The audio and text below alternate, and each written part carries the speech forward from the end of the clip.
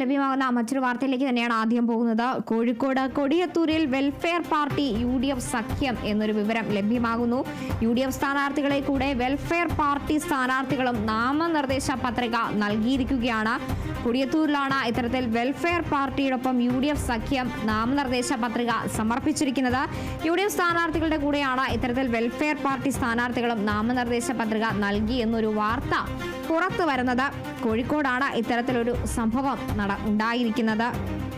Welfare party UDF സഖ്യം എന്ന് തന്നെ പറയാൻ സാധിക്കും. UDF സ്ഥാനാർത്ഥികളുടെ കൂടെയാണ് ഇത്തരത്തിൽ വെൽഫെയർ പാർട്ടി സ്ഥാനാർത്ഥികളും നാമനിർദ്ദേശ പത്രിക നൽകിയിരിക്കുന്നത്.